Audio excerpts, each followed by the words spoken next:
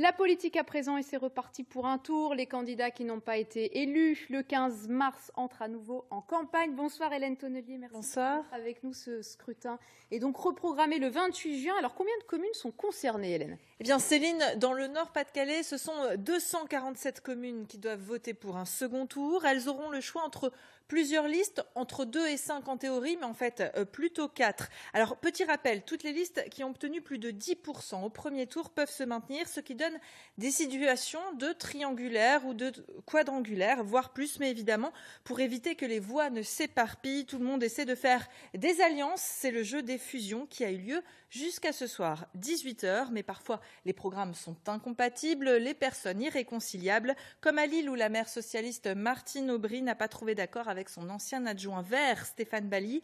Ce sera donc une triangulaire avec Violette Spilbout. Une triangulaire qui s'annonce serrée, Hélène, et regardons justement ensemble les scores à l'issue du premier tour. La maire sortante avait récolté 29,8%, son concurrent écologiste 24,5%, alors que la candidate issue de la majorité présidentielle était loin derrière avec 17,5%. Alors qu'est-ce qui va faire la différence dans les programmes? Élément de réponse avec Laura Lévier, Jean-Marc Vasco. Regardez, c'est bien marqué Stéphane Bally. Ouais. Le divorce est consommé, sa liste est déposée. Faute d'accord avec Martine Aubry, Stéphane Bally part seul. Une première. Alliés depuis 2001, aujourd'hui concurrents, les Verts lillois veulent affirmer leur différence. Voilà. La méthode et le projet. La méthode, la co-construction, plutôt qu'un exercice finalement solitaire et autoritaire du pouvoir. Le projet de partage de l'espace public, de respirer. On est dans une des villes de France les plus polluées. C'est le résultat de politiques menées depuis des décennies. La question de la friche Saint-Sauveur, 2500 logements pour les uns, poumons verts pour les autres, a achevé de diviser socialistes et écolos purs et durs. Pour l'équipe de Martine Aubry, venue remettre sa liste en l'absence de la maire sortante, nul besoin de Verts pour faire de l'écologie.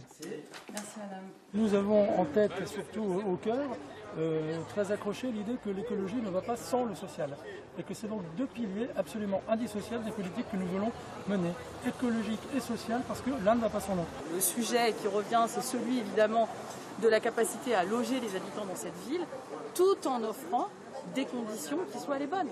Et donc évidemment que ça fait partie des différences. Mais le match se fera à 3 et non à 2. Dans le concret de la campagne. La candidate macroniste a beau être loin derrière au premier tour, elle est aussi préservée de ces querelles. Je pense aussi à la nature en ville.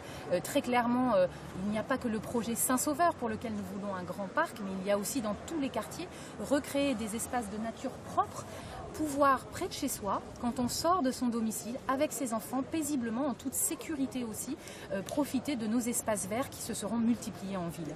La transition écologique va-t-elle de pair avec une transition politique? Est-elle au cœur des préoccupations des Lillois? Verdict le 28 juin, avec une triangulaire aussi inédite que périlleuse.